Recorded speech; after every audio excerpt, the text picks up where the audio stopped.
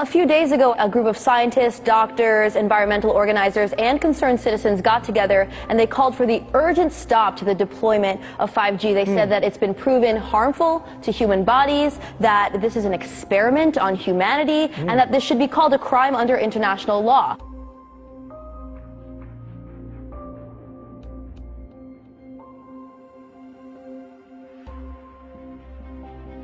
"5G is a weapon. It's used by the military.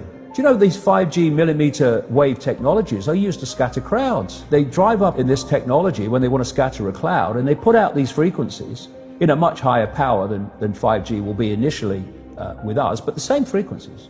And people scatter because they get the feeling their skin is on fire. Because the human body, including the skin, is an antenna. It interacts with frequencies and it receives and transmits information. At the cutting edge of understanding of DNA, scientists know that DNA is a receiver-transmitter of information.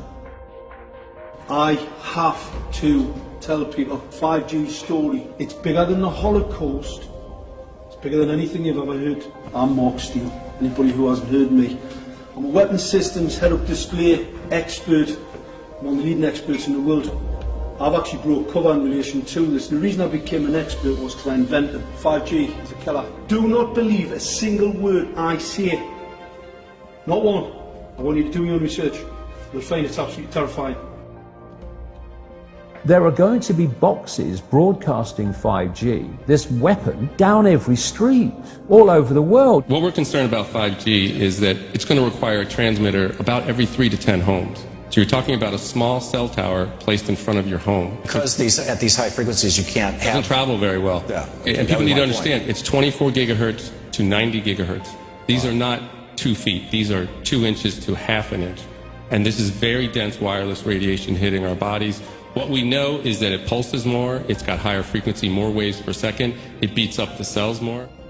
Let's talk about today's technology, what we have going on today. Your phone is constantly sending electromagnetic fields in and out of each other. Whether or not you're receiving a notification right now, all of our digital tech sends this data back and forth, right, using these invisible microwave radiation signals. That's today's tech. We have every cell tower, every router constantly pulsing with radiation, whether or not you're using it. Science shows that this causes DNA damage, cancer, among other things. But don't take my word for it. And that's just with 4G. That's just with today's technology. Before we get to 5G, right now you got some of it, but not that much. Wireless radiation has biological effects, period. These effects are seen in all life forms: plants, animals, insects, microbes. In humans, we have clear evidence of cancer now. There is no question. We have evidence of DNA damage, cardiomyopathy, which is the precursor of congestive heart failure, neuropsychiatric effects. So 5G is not a conversation about whether or not these biological effects exist. They clearly do.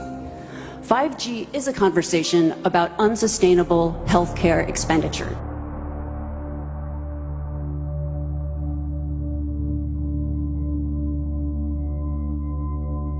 So we are electromagnetic, electrical organisms, transmitters and receivers of information. When our electromagnetic fields are in balance and harmony, we have health. We have psychological health and we have physical health. The reason that this technological society is causing so much psychological and, quote, physical disease is because these frequencies, technologically driven, and we live in this Wi-Fi world now and all the phone masts and all the rest of it, these technologically generated frequencies are scrambling the balance of the human electromagnetic electrical communication systems. And if you scramble them, you create a state of disharmony, dis-ease, which plays through to physical and mental, emotional, psychological dis-ease. And there's another point to this. The brain processes information electrically. It communicates with the cellular structure electrically, and it operates within a certain band of frequency. If you can broadcast frequencies carrying information, this technology has long been known, carrying information and perceptions within the frequency that the brain decodes information, the brain will decode those frequencies and will have those perceptions. You can influence people's perceptions externally by broadcasting these frequencies that we interact with, because we are antenna. Okay. Now, some decades ago, there was a guy who worked out the frequencies of different emotional states. This is long ago. I mean, it's very, very sophisticated now. So every thought, every emotional response is a frequency. It generates a frequency, and it is of itself a frequency. Hate is a frequency, and it's different to love. You know, when you are in a room and there's lots of aggression and conflict and hatred, you feel it. What do people say? Oh God, you can cut the atmosphere with a knife in there. That is because the frequencies of hate and conflict have been so generated, they have changed the electromagnetic field of the room. Okay, so 5G is going to be weaponized against us potentially. Yeah, but the point being that they worked out the frequencies of various emotions, including rage and what have you.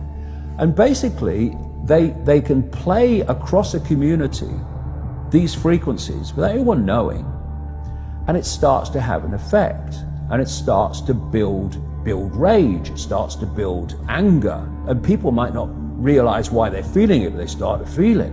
And then what they do is they trigger that with an event. Maybe some guy is attacked by the police or something, or somebody's arrested for something they didn't commit, and now there's the trigger. The blue touch paper's been lit of this manufactured frequency-driven rage, and you have mass riots and what have you, and people do things that they wouldn't normally do. And you can make people depressed. You know, the American military, they've admitted this.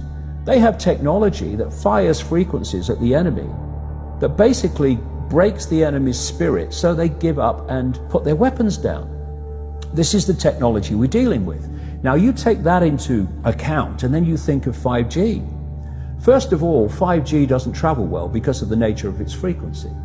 So instead of big towers, as we have now, broadcasting these frequencies long distances, it won't do that. And it doesn't go through solid objects, what we call solid objects, very well either. So to overcome that, there are going to be boxes broadcasting 5G, this weapon, down every street, all over the world. You're talking phenomenal numbers of these boxes, broadcasting like on the lamp standard outside your children's bedroom and stuff, broadcasting this stuff. There's no way you'll be able to go where you'd be in a field of 5G. And another interesting thing, I don't know whether you've noticed this, but the story broke first of all in Sheffield, when the council started cutting down literally thousands and thousands and thousands of mature trees in urban streets. And there were big protests about it. You know, Sheffield claimed to be a green city, but all these mature trees were coming down, thousands of them. And my brother, he works as a call-out bus mechanic. So a bus will break down, they'll call him, he'll come down and fix it on the side of the road. So he's traveling all the time. And he's saying it's amazing how many mature trees are being cut down. Now, the worst nightmare of 5G in a street is mature trees, because it can't get through them. They don't want urban trees for 5G because it won't go through solid objects very well at all, and it doesn't travel far. So we're going to have this explosion of 5G transmitters, and then, going back to what I said earlier, and they've admitted this too, there's going to be like 20,000 satellites up there beaming 5G at the Earth. What is our exposure in a day? It's not one cell phone. It's cell phones, it's multiple wireless networks, it's smart meters, it's cell towers. It's this sandwich, and it all adds up. And this is a serious problem for occupational health, public safety, and personal safety.